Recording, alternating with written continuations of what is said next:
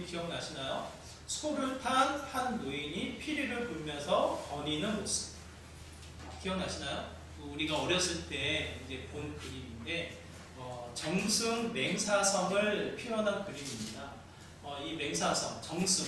오늘날의 이 관직으로 따지면 아마 국무총리, 대법관 정도가 되지 않을까. 굉장히 높은 이 관리를 의미를 하죠. 정승. 그 정승 위치에 있던 우리 맹사성이 고향에 방문하기 위해서 길을 떠납니다. 고향에 있던 사람들이 소식을 들어요. 정승이 우리의 마을에 방문한다. 그 소식을 듣자 그 지역을 관할하고 있는 관리들이 또 어떻게 하겠어요? 높은 분이 오시니까 그분을 환대하기 위해서 마을 입구에 줄을 서서 그를 기다리는 상황이 벌어지게 됩니다. 한참을 기다려도 본인들이 생각하는 그 그룹, 정승을 가운데 두고 이 신하들이 수발을 들면서 오는, 가마를 타고 오는 그 장면이 벌어지지가 않아요. 언제 오시나 한참을 기다리는데 갑자기 멀리서 소 한 마리의 소를 타고 이렇게 천천히 오는 한 노인을 발견하게 됩니다. 곧 정승이 올 텐데 그 한 길가에 소를 타고 있는 노인을 보고 이제 관리들이 깜짝 놀라는 거죠. 빨리 치우라고, 빨리 지나가게 하든지 한쪽으로 가게 하든지 이 길을 비우라고 큰 소리를 치어서 명령을 내립니다. 이 길은 정승이 지나가야 될 길이니 어서 비켜라 라고 명령을 내리죠. 그 소리를 들은 소 위에 타서 피리를 불고 있는 그 어르신 뭐라고 대답했을까요? 그 정승이 나다. 그러한 한 정승의 이야기, 맹사성의 한 에피소드를 이야기하는 내용인데요. 참 많은 생각을 하게 될 것 같아요. 특히 요즘 시대가 참 어수선합니다. 여러 가지 가치와 이 차이로 인해서 다툼이 있고 이 다툼이 선한 경쟁과 토론으로 이어져서 좋은 의견을 내는 것이 아니라 여러 가지 형태의 아쉬운 마음을 주는 게 요즘 시대의 모습이 아닌가 싶어요. 우리가 생각하는 존경하는 사람, 우리가 생각하는 그 어떠한 사람의 모습은 어떠한 모습일까 한번 생각해 보시면 좋겠어요. 긴 시간의 포르시기를 유대인들이 지내게 됩니다. 이렇든 저렇든 하나님이 그들을 세우셨고 하나님이 그들의 백성 삼으시고 더 심지어는 내 아들 삼겠노라라고 구약에서부터 하나님이 친근한 이 친밀한 관계를 맺어 오셨는데 유대 사람들에게 처해 있는 상황은 무엇입니까? 나라가 빼앗겨요. 성전이 흩어져요. 포로의 시기로 긴 시간을 보내게 되는 상황을 이 이스라엘 백성들이 겪게 되죠. 그들의 마음속에서는 꿈틀꿈틀거리는 소망이 있어요. 반드시 하나님은 구원자를 보내주실 거예요. 반드시 그 하나님은 구세주를 보내주셔서 언제처럼? 이 이스라엘 백성이 기대하는 그 시대가 언제일까요? 한번 생각해 보세요. 우리가 구약의 역사를 다 아는 건 아니지만 그래도 우리는 예측할 수 있어요. 어느 시대를 이 이스라엘 백성들이 기대하고 있을까요? 다윗의 시대. 마치 승승장구했던 다윗 왕의 시대처럼 구세주가 오셔서 우리나라를 다시 세울 것이다. 이 마음의 기대감이 이스라엘 백성에게 다 있었어요. 특히 구약의 말씀을 가지고 있는 사람들에게는 그 메시아에 대한, 구세주에 대한 소망이 가득 채워져 있습니다. 그 메시아를 기대하는 마음이 어떠한 모습을 그려나갈까요? 생각해보세요. 우리나라에 구세주가 오신다면, 우리나라의 우리 인생살이에 우리 인생을 새롭게 변화시켜줄 그 어떠한 의인이 온다면 그 사람을 기대했을 때, 그 사람을 상상했을 때 어떠한 이미지로 그려지시나요? 한번 그려보세요. 그의 외모는 어떨까? 그가 입고 있는 옷은 어떨까? 그가 비춰지는 위엄은 어떨까? 뭐 여러 가지 생각들이 들지 않겠습니까? 어린 아이일수록 아마 상상이 풍성해져가지고 아마 이 영웅들의 그림을 그리지 않을까 싶어요.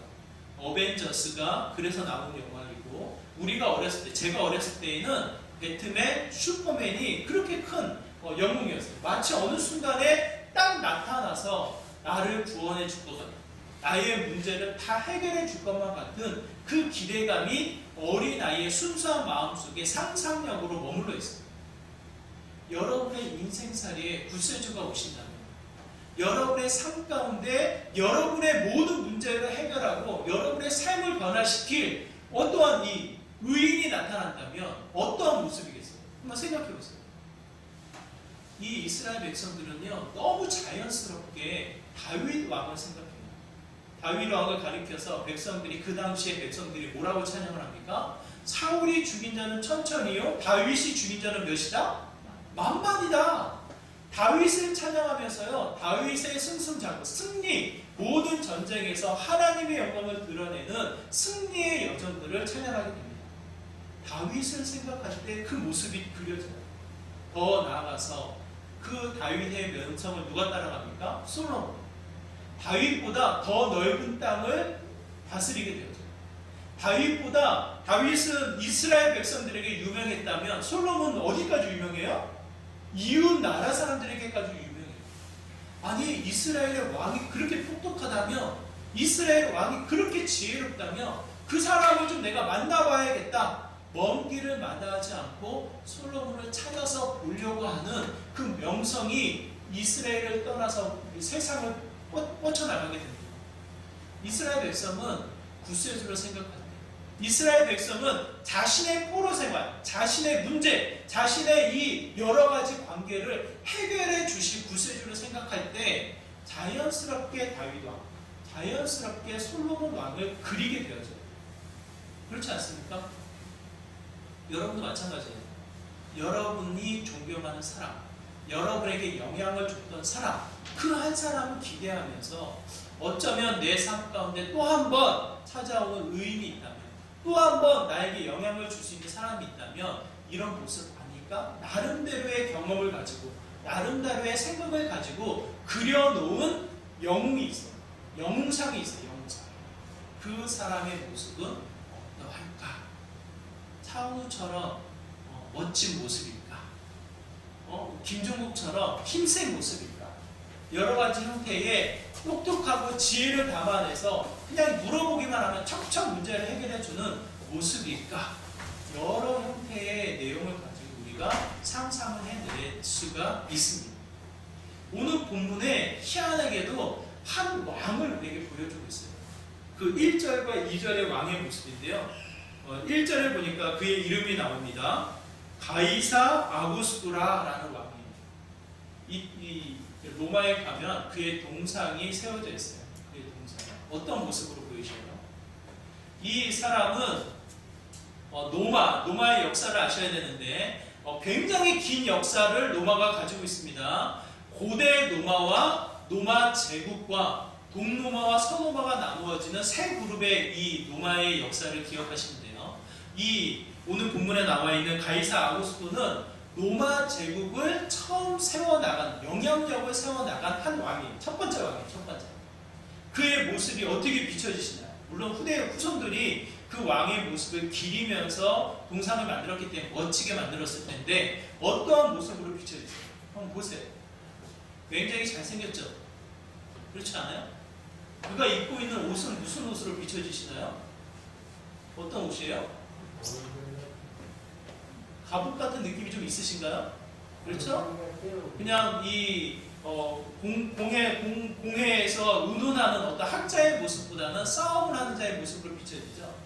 이 사람이 가지고 있는 내용이 군사력, 그리고 이 사람이 가지고 있는 행정력, 이 공회를 다스려서 이 로마 제국을 시작할 수 있는 힘을 가지고 있던 사람의 모습을 그린 거예요. 그 당시에는 이 사람의 영향력이 너무나도 커서 그냥 한 로마의 한 도시만 다스린 게 아니라 이스라엘까지 그 영향력을 펼쳐나갔다고 표현되어집니다. 우리 1절의 말씀 한번 같이 읽어볼까요? 우리 1절의 말씀입니다. 함께 읽겠습니다. 시작! 그때에 가이사 아구스토가 명을 내려 천하로 다 호접하라 하였으니 어디까지 명을 내려요? 어디까지? 천하. 그 정도의 영향력을 가지고 있던 황제예요. 그냥 성경에 알지 못하는 사람의 이름을 기억하는 것이 아니라 역사 속에 큰 영향력을 줬던 한 사람의 임금의 황제의 모습을 드러내고 있어요. 여기서 중요한 내용입니다. 로마 제국의 시작 전에, 그 전에 왕이 있었을까요? 없었을까요? 왕이 있었을까요? 없었을까요? 고대 로마에도 왕은 있었어요. 여러 형태의 왕들은 있었지만 이 왕으로서의 왕권의 힘을 제압하고 그 영향력이 펼쳐나가는 시작점에 이 아우구스토 왕을 기록하고 있습니다. 그 아우구스토 왕이 뭐라고 명령을 내리냐면 호적을 하라고 이야기합니다. 호적.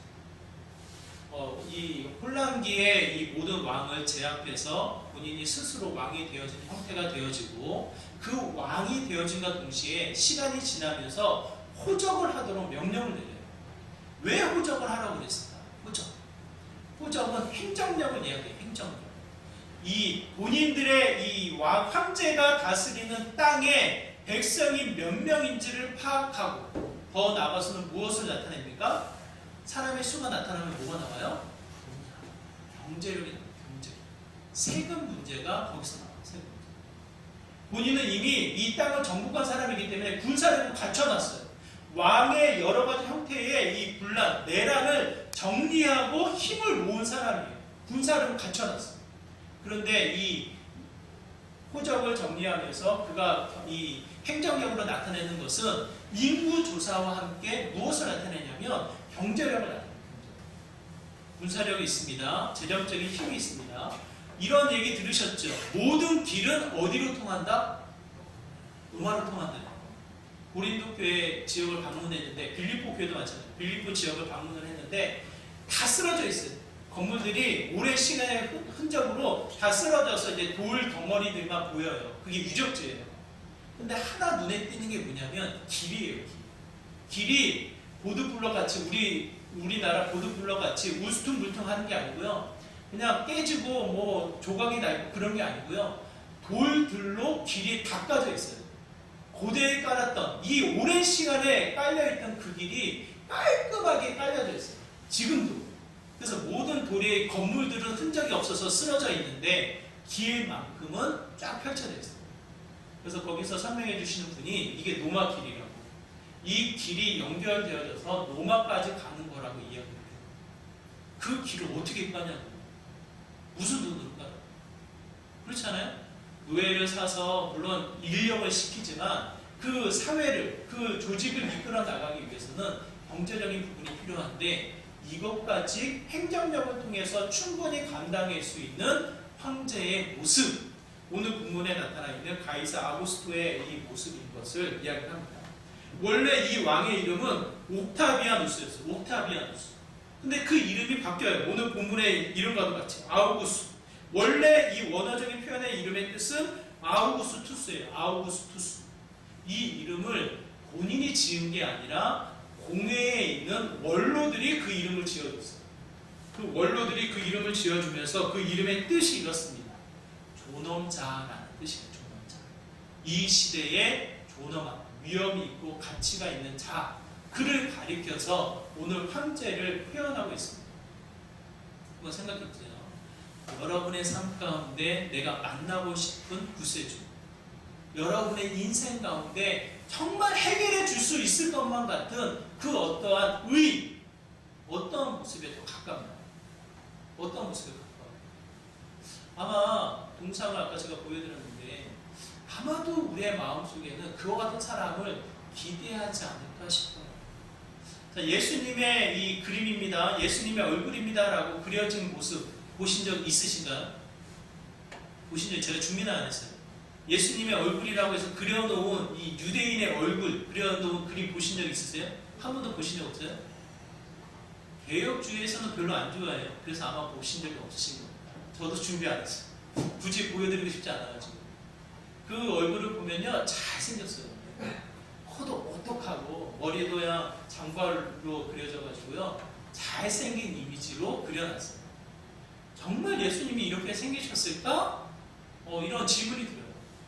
근데 이제 많은 사람들이 그래요. 유대인들의 가장 표범적인, 가장 일반적인 얼굴의 형태로 그린 거다라고 표현을 해요. 그런데도 너무 잘생겼어요.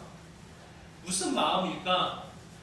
이 땅에 오신 구세주, 이 땅에 우리의 삶을 변화시킬 어떤 힘있는 자의 모습을 그릴 때, 그래도 우리의 바람은 잘생긴 사람, 그래도 우리의 바람은 힘있는 사람, 그래도 우리의 바람은 이왕이면 똑똑한 사람, 그러한 형태의 바램이 그곳에 담겨져 있지 않을까 싶어요. 우리도 그와 같은데 그 당시에 이스라엘 백성, 다윗 왕과 솔로몬, 그 당시의 황제, 로마의 힘을 경험하고 있는 유대인들에게는 예수 그리스도, 하나님이 약속하신 구세주에 대한 이미지가 어떠한 모습이겠냐고 한번 생각해 보세요. 어떠한 모습이겠냐고. 그런데 희한하게도 오늘 본문에 예수 그리스도의 모습이 어떻게 비춰지고 있습니까? 정말 우리에게 하나님은 선명하게 가르쳐 주시는 메시지가 있다고 생각합니다. 이 땅에 오신, 우리의 삶을 변화시키시고 우리의 영혼의 구원자로 오신 예수 그리스도는 어떠한 모습으로 비춰지고 있습니다. 우리가 생각하는 모습과 전혀 다른 모습. 어쩌면 알고는 있지만 내가 생각하는 구세주를 인정하고 싶지 않아. 그냥 하나의 이야기로만 듣고 끝나고 싶을 정도지 정말 구세주를 생각하고 싶지 않은 형태의 그 모습이 아닐까 싶어요. 어떠한 모습입니까? 한번 이거 우리 3절의 말씀 한번 볼까요? 네, 3절의 말씀 함께 같이 읽겠습니다. 함께 읽겠습니다. 시작. 모든 사람이 호적하러 각각 고향으로 돌아가매 4절 말씀 같이 읽을게요. 요셉도 다윗의 집 족속이므로 갈릴리 나사렛 동네에서 유대를 향하여 베들레헴이라 하는 다윗의 동네로. 결국 요셉이 이 다윗의 자신의 고향을 찾아서 어디로 갑니까? 어디로 가요? 베들레헴으로 갑니다. 지난주에도 제가 말씀드렸지만 다윗을 생각하는 이스라엘 백성의 이 시선을 어디로 끌고 갑니까? 어디로 끌고 가요? 그 시선을? 그들의 마음속에서는 다윗이에요. 그들의 마음속에서 다윗 왕이에요. 그들의 마음속에서는 다윗을 통한 하나님의 영광을 기대해요. 그런데 희한하게도 오늘 보면 3절과 4절 그 명령을 따라 그가 찾아갔던 곳은 어디입니까? 베들레헴. 베들레헴. 그들이 전혀 생각하지 않는 곳, 그곳에서 어떻게 선한 것이 나올 수 있느냐라는 마치 무시당하고 그렇게 많이 소중히 여기지 않는 베들레헴으로 그 시선을 돌려요. 베들레헴.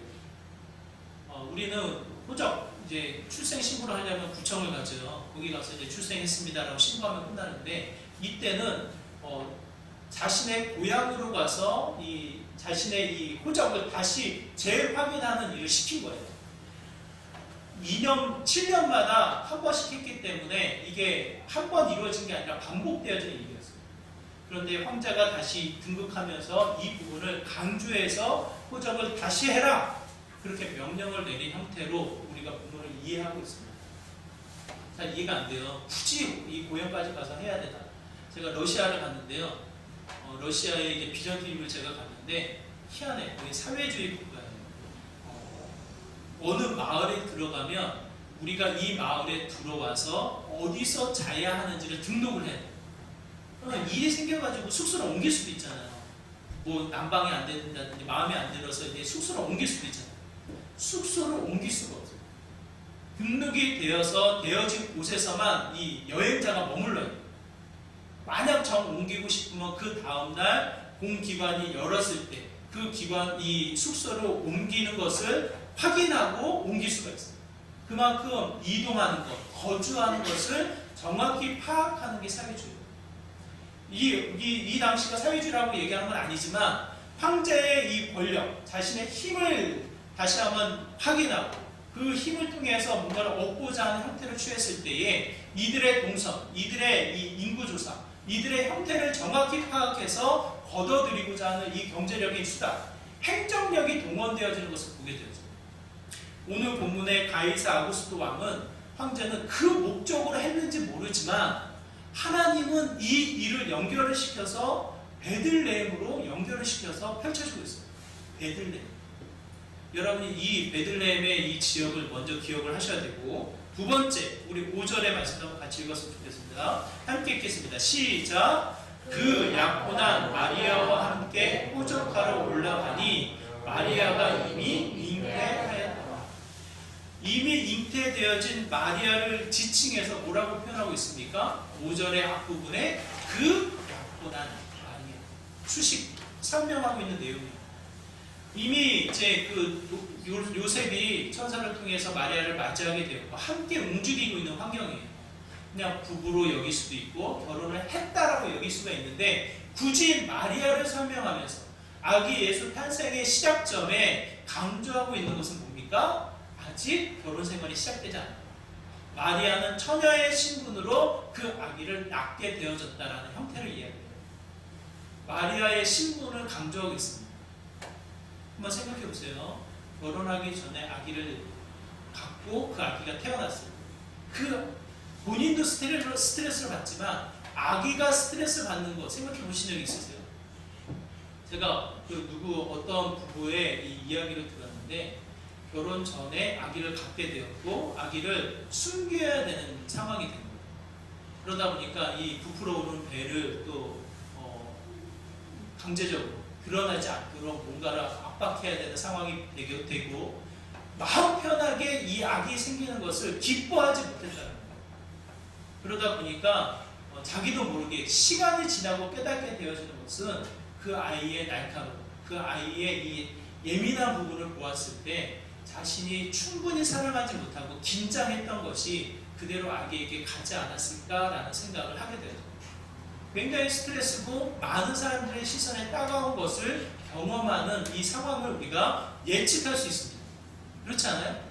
그런데 여기서 중요한 건 이 당시에 이 처녀가 결혼하기 전에 여인이 아기를 낳는다는 형태는 지난주에도 말씀드렸지만 돌을 맞아 죽을 수 있는 그 위급한 상황인 것을 보게 되죠. 이 호적을 등록하러 갈 때는 가족이 다 안 가도 돼요. 가족이 가지 않고 대표만 가서 가장만 가서 등록을 하고 와도 돼요. 근데 굳이 애를 갖고 있는 부인을 데리고 동행하는 모습, 왜 그럴까? 왜 굳이 이 아기를 가진 이 부인을 같이 동행하게 하였을까? 그 많은 신학자가 연구했을 때는 혹시 홀로 두고 애를 낳았을 때 그 이웃 사람들이 그것을 지적해서 돌로 쳐 죽일 수도 있으니까 그 남편인 요셉이 같이 동행한 게 아니겠냐라는 신학적인 해석을 하게 되죠. 물론 삶의 배경을 가지고 해석한 내용이지만 저는 일리가 있다고 생각을 합니다. 충분히 혼자 갈 수 있지만 그럼에도 불구하고 마리아를 동행해서 불편한 모든 여정들을 같이 동행함으로 말미암아 마리아를 보호하고 아기를 보호하고자 했던 요셉의 이 상황 충분히 우리가 예측할 수 있지 않을까 싶어요. 제가 무엇을 설명드리고 싶냐면 굳이 예수님, 굳이 이 땅의 구세주라고 하는 존재가 이렇게 태어나야 하냐고.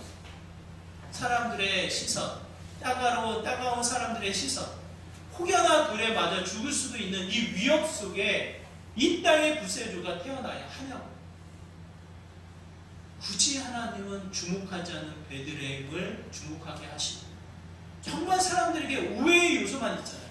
자랑할 것도 없고 드러내서 증거할 것도 없고 숨겨야만 하는 이 안타까운 상황 속에 아기 예수를 보내시는 거 아니겠어요? 이 첩첩산중이라는 표현이 있죠.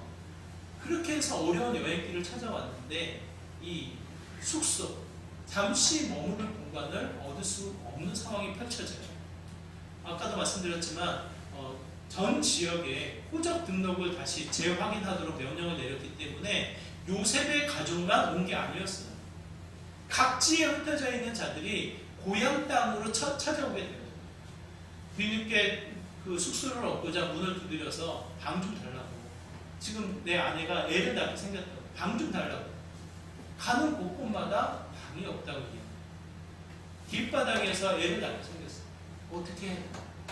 한 주인이 이야기합니다. 방은 없지만 저 말들이, 저 가축들이 머무는 마구간이라도 괜찮으면 거기 가서 쉬라. 오늘 마지막 절. 그가 해산합니다. 애를 낳습니다. 그 아이가 어디에 놓여집니까? 7절의 말씀 같이 읽어볼까요? 시작. 첫 아들을 낳아 강보로 싸서 부유에 놓였으니 이는 여관에 있을 곳이 없습니다. 상상을 해보세요. 상상. 이 누가가 의사잖아요. 싸서라는 표현은 이제 이 붕대를 감아서 이 고의 간직하게끔 쌌다라는 의사들이 쓰는 표현이에요. 그만큼 이 아기가 소중하게 쌓여서 어디에 놓여집니까? 구유에 놓여져요. 여러분이 생각하는 구유는 뭐 이렇게 나무로 생각할 수도 있죠. 그 당시에는 이 돌로 만들어진 구유. 나무가 흔하지 않기 때문에 돌로 흙으로 진흙해서 만들어진 그 구유. 그 구유가 뭐 하는 곳이에요? 가축들이 먹이는 곳이에요. 온갖 가축들의 이 지저분한 것들이 쌓여져 있는 형태의 구유. 거기에 혹여나 오염될까 그 아이를 고이 싸서 모이는 형태가 되어집니다. 굳이 아기 예수, 굳이 이 땅의 구세주가 그렇게 오셔야 했냐고. 우리가 생각하는 멋진 모습, 우리가 생각하는 힘 있는 모습, 우리가 생각하는 똑똑한 모습, 굳이 그런 모습 아닐지언정 이렇게까지 오셔야 됩니다. 그 아기 예수가 공생에 자기를 드러내기 전까지는 그 아기 예수가 어떻게 살아왔는지 드러나지 않아요. 숨겨져 있어요. 그냥 아는 이 성경에서 이야기하는 몇 가지 사건 빼고는 그 아기 예수에 대한 내용이 기록되어져 있지 않아요. 그러면서 하나님이 우리에게 주시고자 하는 메시지는 무엇입니까? 여러분이 생각하는 여러분의 구세주, 여러분이 생각하는 여러분의 삶의 이 유일한 주인 되시는 구세주의 모습은 어떠한 모습입니까? 저는 그 모습이 상당히 우리에게 중요하다고 생각합니다. 왜냐하면 내가 좋아하는 사람을 따라가게 되어 있어요. 내가 존경하고 내가 기대하고 내가 갈망하는 사람의 모습이 나도 모르게 배어지게 되어 있어요. 내가 생각하는 구세주의 모습은 어떠한 모습입니까? 성경에서는 분명하게 그 구세주의 모습을 마치 비교라도 하듯 이 땅에 가장 힘이 있는 황제와 비교라도 하듯 그 구세주의 모습을 선명하게 우리에게 보여주고 있습니다. 아마도 여기에서 확 시원하게 대답을 못할지언정 우리의 마음에는 아마도 오늘 본문에 나타나 있는 가이사 아우구스투스의 이 황제의 모습과 가깝지 않을까 싶어요. 내가 생각하는 내 삶에 영향력 있는 사람, 이런 모습이면 참 좋겠다라는 그 모습. 그런데 성경은 그렇지 않아요. 우리가 살펴본 그 아기 예수의 탄생의 흔적들을 보면 그 생각을 쫓아갈 수가 없어요. 하나님이 왜 이렇게 하셨는지 그 생각을 우리가 쫓아갈 수가 없어요. 굳이 베들레헴, 굳이 처녀의 몸을 통해서, 굳이 짐승이 밥을 먹는 그 구유의 초라한 비천한 모습으로 구세주를 이 땅에 보내신 그 모습을 감히 따라와서 이해할 수가 없습니다. 그럼에도 불구하고 다시 한번 성경을 통해서 그분을 주목하면 새로운 시선의 이 메시지를 듣게 돼요. 그 이야기를 누가 하고 있냐면 마리아가 하고 있습니다. 우리가 읽진 않았는데요. 누가복음 1장 52절의 말씀 한번 생각해 보세요. 마리아, 이제 아기, 처녀의 몸으로 아기를 태어나게 함으로 말미암아 자신에게 처한 상황이 어떠한 상황인지를 누구보다 잘 알았던 사람입니다. 그냥 결혼해서 아기를 낳는 것 자체가 두려워. 왜? 죄의 결과로 말미암아 상상할 수 없는 아픔을 주셨기 때문에요. 그 아기를 출산하는 그 자체는 여인에게 굉장한 두려움이에요. 물론 그 두려움을 빨리 잊게끔 생명의 신비를 주신 게 하나님의 이 놀라운 진리 일하심이지만 그 직전까지는 굉장한 큰 두려움과 이 무서움, 공포에 시달리는 게 맞다고 기록되어 있어요. 이 통계에도 나와요. 그런데 그 아기를 출산하고자 할 때에 이 마리아의 처녀의 몸으로 태어난 그 마리아의 고백이 이와 같습니다. 누가복음 1장 48절의 말씀을 한번 같이 읽어볼까요? 시작. 그의 여종의 비천함을 돌보셨습니다. 보라, 이제 후로는 안세에 나를 복이 있다. 이퀄을 누리노라. 마리아는 뭔가를 알았어요. 본인의 이 신분, 본인의 상황은 비천한 가운데 놓일 거라는 걸 알았어요. 그 사람과 비교할 수 없는, 그 누구와도 상대가 되지 않는, 생각해 보세요. 돌로 맞아 죽어도 아무런 죄값이 치러지지 않는 그러한 상황에 놓이는 거예요. 비천한 상황에 놓여 있는 상황 속에서도 그 마리아가 주목하고 깨닫는 것은 무엇입니까? 그 비천함이 끝이 아닙니다. 뭐라고 기록되어 있어요? 그 비천함을 울부시고 오히려 그 비천함, 바닥에 깔려있는 비천함을 만방에 만세의 복을 누리게, 복을 일컬으게끔 하는 그 하나님의 일하심이 나에게 주어질 거라는 걸 다시 한번 이야기를 하고 있습니다. 마리아의 찬양 속에 이 이야기가 나옵니다. 한번 또 더 읽어볼까요? 우리 52절, 53절 누가복음 1장 52절, 53절 같이 읽겠습니다. 시작. 권세에 있는 자를 그 위에서 내리치셨으며 비천한 자를 높이셨고 줄이는 자를 좋은 것으로 내불리셨으며 부자는 빈손으로 보내셨도다. 여러분 기억하셔야 합니다. 우리는 세상을 따라 살아가는 사람들이 아니에요. 세상과 이겨서 세상과 앞서 나갈 필요도 없어요. 우리 그렇게 할 수가 없어요. 그렇게 하려고 하면 어쩔 수 없이 우리는 세상에 무릎을 꿇게 돼요. 세상이 결코 그렇게 놈놈하지가 않아요. 근데 뭡니까?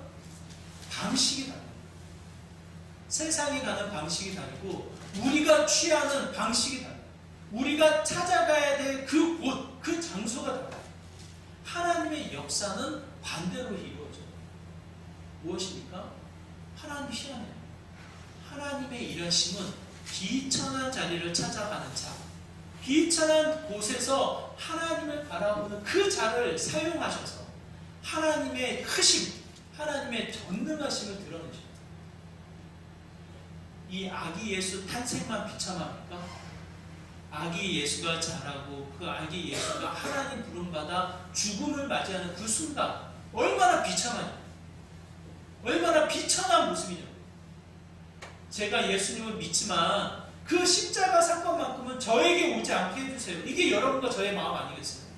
그만큼 비천한 아픔과 고통을 당하신 분이 예수 그리스도입니다.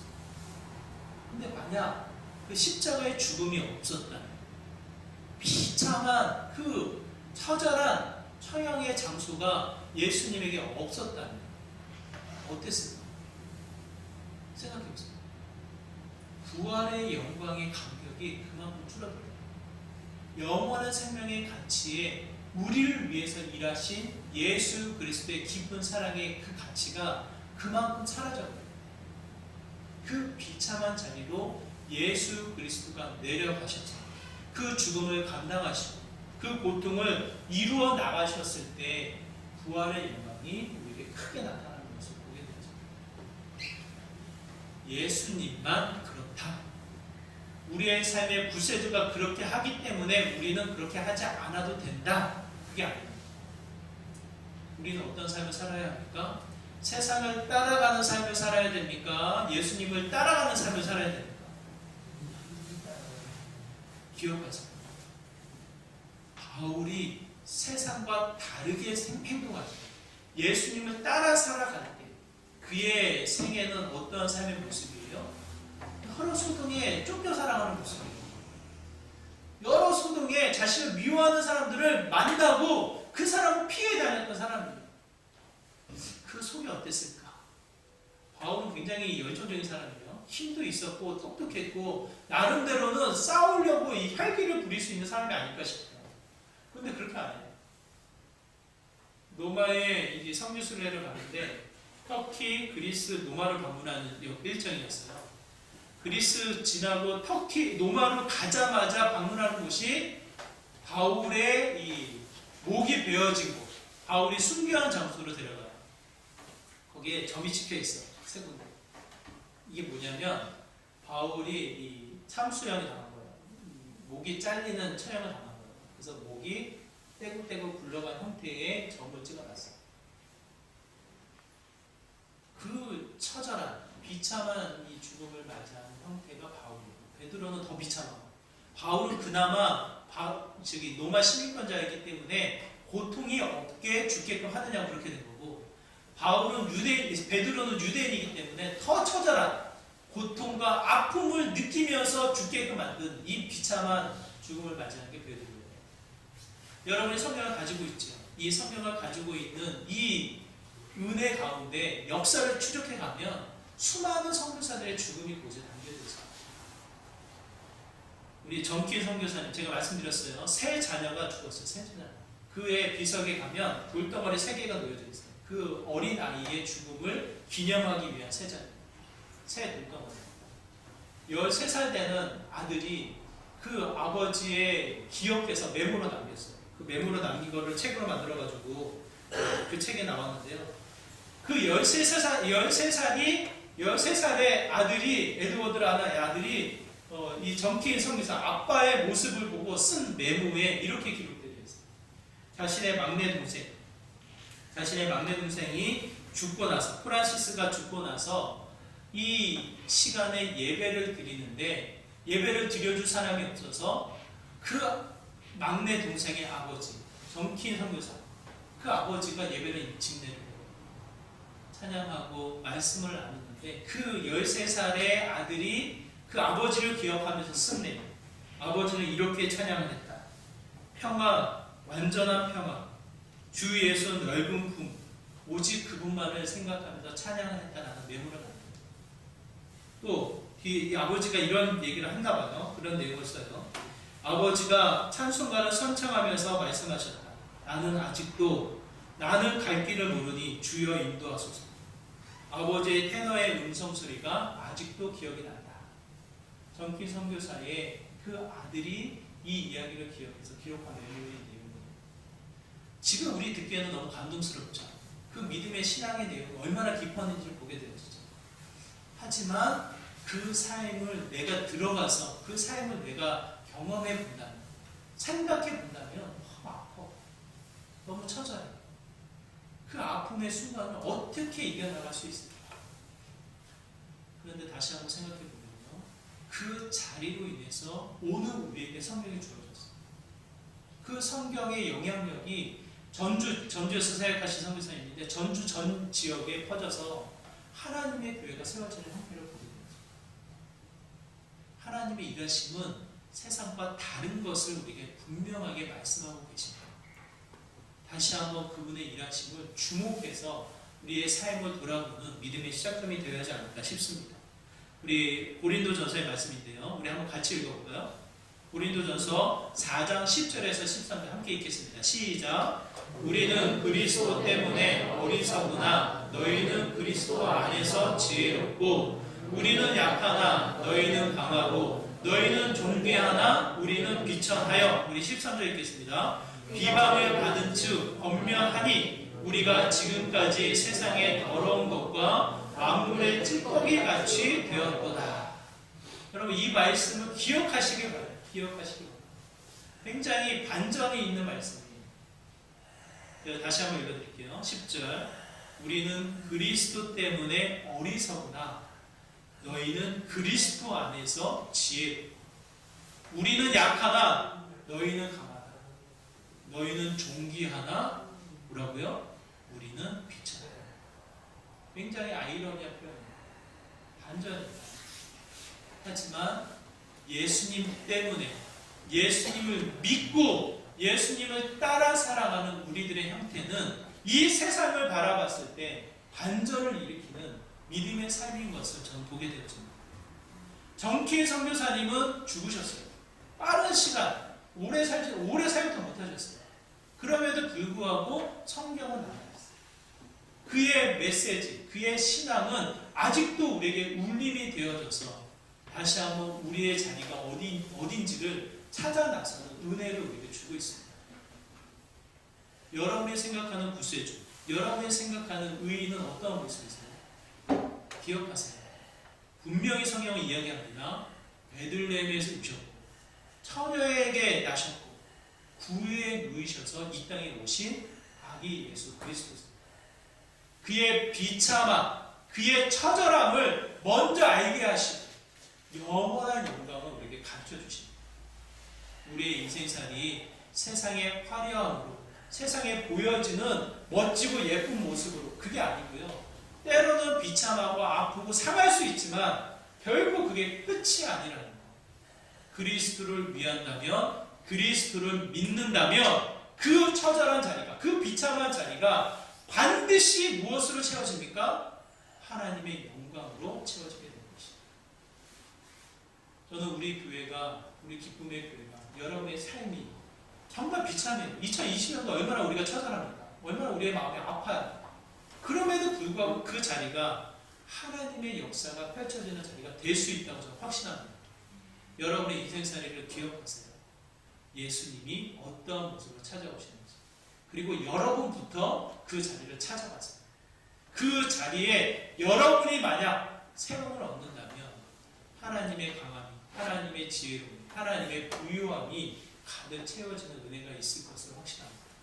다시 한번 우리에게 비참한 모습으로 찾아오셨지만 영원한 영광으로 남으신 예수 그리스도를 기억하시고 우리의 인생살이 비참하지만 주님 앞에 나아가는 믿음의 삶으로 전진해 나가시는 믿음의 복된 삶 되시기를 주님의 이름으로 축원합니다. 우리 이 시간 말씀을 기억하시면서요 함께 기도하기를 원합니다. 하나님, 그렇습니다. 우리의 인생살이 세상을 따라갈 것이 아니라 예수님 따라가기를 소망합니다. 비참할 수 있지만 그것이 끝이 아닌 하나님의 영광이 있음을 이 시간 고백합니다.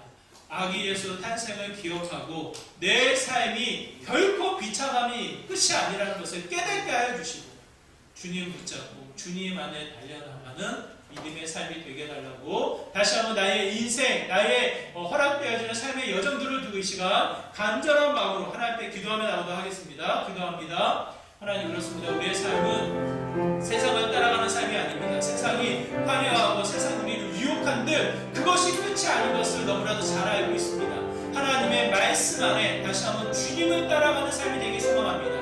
작은 지역 베들레헴을 통해서 천하의 몸에 이 땅에 부서져가 오신 그 아기 예수를 우리가 기억하게 하여 주시고 정말 구유에 누이셔서 이 세상의 빛이 되신 예수님의 탄생을 우리가 기억할 때 다시 한번 우리의 인생살이가 무엇을 향해야 될지, 무엇을 소망하며 기대하며 나가야 될지를 깨닫게 하여 주시고 하나님, 기대합니다. 소망합니다. 내 인생살이 결코 비참함이 아니라 처절함이 아니라 하나님 나라의 영광을 소망